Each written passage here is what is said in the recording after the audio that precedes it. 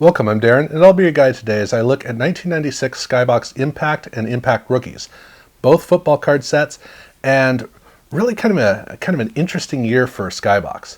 When they had started in 1992, when they started making football cards, they made two very distinct brands. They made their Primetime or Premium cards, and they also made their Impact.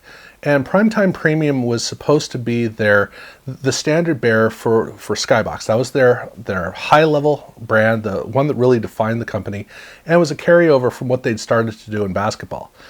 The Impact cards, however, was supposed to be very basic, and they always were made with no difference in the card background. So you had the shot of the player, and then the background was just an image, was just the rest of the image. So they didn't change it. Now, ironically, when they started doing the Primetime and Premium cards, they actually abandoned that tradition in basketball. So it was almost kind of like handing over the baton to football. So Premium always had that tradition, and Impact was always very much the secondary one because they didn't do anything special with the cards. However, in 1995, that changed because Premium lost the background. They went with the normal image for the entire card, and it really matched up with Impact. And then Impact and Premium looked kind of similar. So it was a weird moment where you're wondering, is SkyBox completely rebranding football? Now, ultimately in 1996, they would return Premium to what they'd done previously. So 1994 and 1996 Premium, they're pretty similar. And that's essentially what they did with Impact as well. So 1996 was an interesting year because since 1995 was so distinctive, we were wondering, are they going to go in a new direction? And the truth is they kind of went back. But they didn't necessarily go back in a better way. In Premium they did, but in Impact, unfortunately, they got kind of carried away because this was the first year for Impact where they tried to actually change the background. Here they have a clear shot of the player, and then the background is kind of fuzzed out, and they have a heightening of the colors to make it more like a color pattern. The problem is they didn't really pull it off, and so the player kind of disappears into the card, which doesn't really work too well. But also, the bigger issue is the fact that all throughout this card, there are a bunch of little things thrown all over. Now, at this time, the internet was very, very new, and computers were still kind of new too. They'd been around for 20 years, but we were still trying to get used to using computers. So there were these computer things that were fascinating, and that's really kind of the way that this card front is. It's a bunch of computer things thrown on there. It's these icons that are just kind of floating, and there's some elements to try to tie it together. But the truth is, it's all unmoored to the point where it's kind of a mess. Whenever I look at this card, all I can hear is my mom telling me to tidy up, clean things up. That's what I feel like on this card. I look and I see some things that are just kind of thrown in there, like almost like this is the card back that they accidentally turned around. It just doesn't make any sense. So they tried something and they really didn't succeed in this. They went to a card that had kind of evoked the 94 Impact, and they really lost the whole thing. It just kind of fell apart. And even when you turn the card over, it's more of those computer things going on. I guarantee you that in the boardroom of Fleer and SkyBox, you heard multiple times, do computer things, put computer things on there. Unfortunately, this card just doesn't go anywhere. They did have 3 subsets, and here with these subsets, they did go with more of a traditional SkyBox approach, but not necessarily with any success. First off, we have their rookies, and the rookies here, the card background is really nice. I really do like it. This is a good rookie card, or let me rephrase that. This should be a good rookie card. The problem is they have players in their college uniforms, and personally, I can't stand that because it looks cheap. It looks second rate. I look at these cards and all I can think really is, well, wait, is this press pass? Is this classic? Am I looking at a pro card or not? It doesn't register well, and so it's a waste of a really good card back. But if it had a better image of the player, this could be one of the great rookie cards, at least on the card front. Card back, not so much, but on the card front, definitely. Then they also had an insert set called Inspirations, and this is a subset that really disappoints me because here they went with kind of a nod to the first SkyBox set in basketball. They have a big color pattern behind the player, but where in basketball they did a really good job of essentially enunciating the shot of the player. Here in this case, it buries the player. The player gets lost. And the reason it disappoints me is because the whole point of this subset is it's trying to highlight players who are kind of under the radar. It's basically saying to you, hey, this player, you may not know who he is, but I guarantee you his teammates do. This guy is really helping to carry the rest of the players on the team. So the idea of the subset is this is a player who you want to be able to recognize and think of and appreciate. And the problem is when you look at the card, you can't see the player. So here's Darrell Green, and when you look at the card, the last thing you think of is Darrell Green, and it's a sad statement about the card. So this card set really wasn't doing very well. And then they had a bunch of Brett Favre cards at the end for his 1995 MVP season, and these cards are, I mean, they're Packer cards, so okay, I guess they look decent for a Packer card. I don't know, I have kind of a blind spot for that. But that was basically all they did for this card set.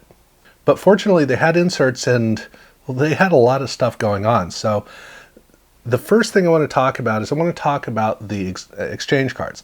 There was a whole series of cards that SkyBox did with Brett Favre here in 1996.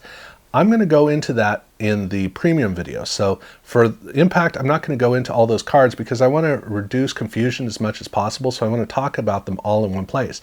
And I don't want to talk about them a second time because I don't want to have to go through that and you don't want to have to go through that too. So that is in the premium video. For this video, the only one of these crazy cards, because they were released in both Impact and in premium, they were distributed out across the two sets. The only one that really matters for here is there was an exchange card for a lenticular card. And this exchange card had two sides. You had to get both sides. So on one side it was only available in premium cards and the other one was only available in Impact cards. So you would get these exchange cards, you had to get them in both sets, put them together and then send them in. So the Impact card is a lot more common than the premium card. So you're going to run into that one a lot more frequently, but that's what that is.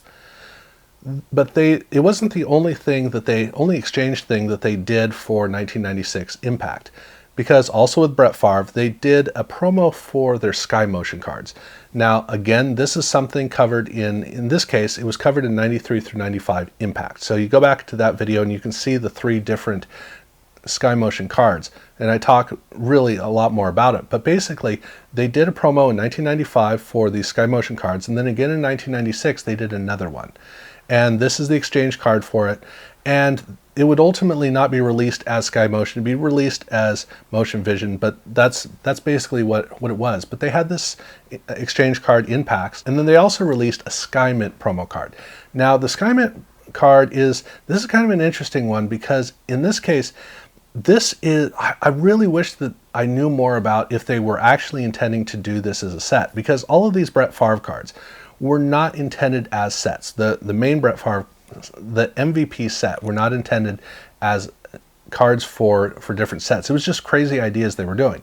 This appears to be the same way, but the thing is, it's actually branded as Sky Mint and it's viewed as a promo card, so they may have actually wanted to do this. Now, Pinnacle at this very time had released their Pinnacle Mint set. So by the time that we saw the Sky Mint cards, Pinnacle Mint already existed. And in the case of Pinnacle Mint, they had a card and they had a coin. And you collected them separately and put them together. I don't know if that was the case of what they had intended for Sky Mint, but at least with this promo card, the card does have the coin in it. There's a plastic sleeve around the coin, so it's actually fixed into the card. It's possible that they had initially intended for them to be separate. It would make sense for them to do that, but that's not the way that these came.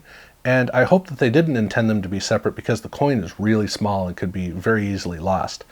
But that was the other kind of promo thing that they did here. So it was a lot of kind of crazy stuff. But at the end of the day, it was a lot of really interesting things they were doing. Confusing, but interesting. But then they did have regular inserts, and so we'll go into that.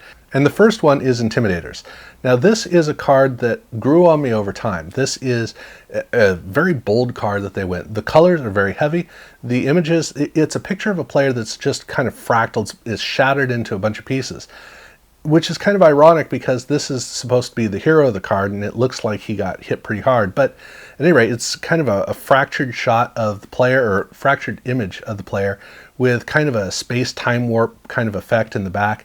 It's a mess, but the thing is, over time I've come to realize I actually really like this card. It did take me time. It could very easily take you a long time too, so give it a chance, let it have some time, but it's actually kind of cool. But it is mainly the colors that do that. Then they have their accelerator set, which is basically a bunch of wide receivers. And in this case, this is exactly what they intended to do with the main set. Here's a shot of the player, and then the background is distorted with kind of a motion kind of blurring that they do, but it makes the shot of the player actually carry really well. So that was nice. And then they have a weird flame down at the bottom, which reminds me of 97 Collector's Edge. And then up at the top, they have the name of the set in a rainbow foil. Now what I mean by that is this is not a rainbow holofoil. This is just a foil with a rainbow array of color, kind of like what they'd done in Stadium Club the previous year. So there's no effect to it. That's just the way that the color on the foil reads. Then they had their Same Game, More Attitude. This was a set that they had done in the previous year too, primarily a bunch of rookies. This card set I think looks a lot better. It's not quite as bold as the previous year, but they have this big, it's an NFL shield. That's what the silver foil is behind the player. And it makes the card look really kind of nice. Now, it's not the greatest card in the world, but to me, it's a big improvement over the previous year, because the previous year was basically just kind of bold. This actually feels like it has some detailing. Obviously, I'd prefer it more if they didn't have the players in their college uniforms, but regardless, it is pretty good. But the insert set that I really like the most in this is their No Surrender set. And this is a fully embossed card. I mean, completely embossed. You have the embossing of all the elements of the picture in the middle, and then the whole football theme around the outside still has that embossing as well. So the embossing is just throughout this card, which makes it really cool. And I also really like the foil on the text up at the top. So very, very successful card here. And then they closed it out with their Versa team. And this is a bold card almost to a fault, but not to a fault. I love the green on the front. I love the orange on the back. I like the way that the images are behind the player. It is a really good combination of a card design that is just kind of out there. It's kind of like an afterthought, but it's a really good afterthought. So there was a lot of fun that went into the cards in the inserts. Now the set itself was a big mess, but at least the inserts really came through. All that being said, this wasn't the only thing that they did for SkyBox Impact. They did a set called SkyBox Impact Rookies as well. And this was, at this time, there was a fascination with up-and-coming rookies that were under the radar. It started basically with Ben Coates, and then you had Bam Morris, who had also been a player who kind of been overlooked, and then you look back and found that he had a couple of rookie cards that were kind of overlooked. Barry Foster was very much in this camp. And so by 1994, there was kind of a desire to put out additional rookie cards for the potential that one of those random rookies would really kind of carry through down the road. In this particular year, 1996, you had Terrell Owens and you had Ray Lewis and you had Teddy Bruschi, who were all players who would eventually emerge later on, and you had only a couple of sets where the rookies would come through. But just like with Ben Coates, when his one rookie card came out, all of a sudden everybody knew what Pacific trading cards were. And that was what different companies wanted to do. So like with Topps, in 1995, they had their Bowman's Best set with a bunch of rookies. Collector's Choice with Upper Deck, they had a whole set called Collector's Choice Update. And that was a bunch of rookie cards thrown in there. And so here in 1996, Fleer SkyBox got in on the act with SkyBox Impact Rookies. And this set is dedicated to rookies. It's not completely rookies, but it's built around rookies. And the main card here is finally a truly successful version of what they tried to do in the main set. Here they blurred the card back just enough so that the player is really, really distinctive, and the whole background becomes very much almost a color pastiche. It really is an effective approach to an effective result of what they were trying to do. But more importantly, you can see that the elements in it they're distributed out in a much better proportioned and positioned way. So the whole card feels like it's actually well designed. This almost would count for a SkyBox Premium card. Almost, not quite. But at least they were finally getting it right. And then they did do 3 more subsets in this set. Here, starting off with all-time Impact Rookies. And this set is I guess, kind of like an all-star collection of players from their rookie year or something, or I don't know, because on the card back, they don't say anything. They actually don't say anything. So this is basically an opportunity for a bunch of veterans who had, I guess they'd been really good rookies. I guess that's what they were going for. I don't know. And then they have their rookie sleepers, and this is looking at players who still hadn't quite hit the big time. So this is kind of like giving you a forecast of potential up-and-coming really good players. Again, you're not entirely sure. And then the last one is rookie record holders, and this one really fascinates me because I don't know what the records are. It doesn't say. It has some stats that are similar to what you'd seen, and it's weird. It's basically just an opportunity for more veterans. But that's the whole point of this set. This set was not intended to be an in-depth look at anything. This was a bunch of cards. It was cards of rookies, it was cards of veterans, it was an excuse for more cards, and frankly, I have to say thank you for that. I mean, it really does work really well. The only reason I'm concerned with it is because I'm sitting here trying to explain this to you, and I'm only now realizing I have no idea, but otherwise I don't care. And again, they did do inserts, and here in this case, they started off with 1996 rookies. That's the first insert for us to look at. And this is basically just 10 stars from the rookie class. But these cards, boy, these are nice cards. This is SkyBox at its best. It's a solid color background with a color fade between the two colors of the team. And then it has a logo that doesn't overpower, so this whole card just really showcases the player. It's very simple, very elegant, very nice. And on the card back, it's busy. And yet it still works really well. But you'll notice something significant about these cards, which is that they're all serial numbered out of 1996. So every single card has a distinct serial number. And this was a very new thing. This really wasn't happening. Edge had kind of been doing that, but it hadn't been intended to be like this. So these cards were among the first cards where they were actually showcasing the rarity of the cards, but more importantly, the distinct number that it had to the point where you were aware of it. So that was a cool thing about the set. But these cards also, or some of these cards also came with autographs. And the autograph version is exactly the same, autograph in the front, but you have a seal of authenticity, a SkyBox seal of authenticity right in the middle of the card. And then you'll notice on the card back, it does not have the serial number. So these were fantastic rookie cards for the 10 players, and then even fewer for the autographs, for the few players who actually had these cards. And then they also had their all rookie team. And this is, I would say, as impressive, in some ways almost kind of more impressive. Now this is a card that was a precursor to the 1997 Fleer cards. Fleer and SkyBox had joined together by this time, which explains all of the promos that we talked about earlier. But this is a thin card, the all rookie team. It's a thin card, and it has embossing. The whole card is embossed, the shot of the image and all the text, but it's a rough finished card. And so it has that rough finish that we would feel in the 1997 Fleer release. Well, here it is in 1996, and they're doing this in a card. So it was kind of a precursor, kind of almost a teaser of what we were going to see. We didn't know that we were going to see it, but that's the thing that's so cool about it, is it's all about the texture of this card. The fact that you can feel the texture of the card and the embossing all combined together. And it actually looks pretty good.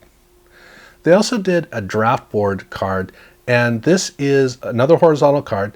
In this case, it's a high gloss card, really rich colors, and it has 3 players who are all loosely associated. But what's fun about this is just seeing where all these players show up on the different cards, seeing the different combinations of the players, and the fact that the cards look really good. And then the last card set was Rookie Rewind. This card, by all measures, should not be a nice card. It's a bunch of things that shouldn't work, yet combined together, it actually looks really good. So kind of a surprising thing, but all of these inserts were all fun. They were really all good. And that's the thing that's really nice about this. So it was an interesting exploration of Impact. Now they would have one more year as SkyBox Impact 1997. I'll look at that separately. And then Impact would come back one more time later. So those two I'll be looking at it at a different time. But for the main Impact set, it looked like there wasn't really anywhere to go. But when you saw the Impact Rookies set, there was a lot that they could do there, and they were finally starting to figure it out. So it was a fun set in that regard, but this was really about the inserts. I mean, that's really what the 1996 Impact sets were all about. So definitely look for the other videos. Look for the 96 Premium. Check out the older videos if you haven't had a chance. Definitely subscribe if you haven't done so already. And yeah, thank you very much for watching.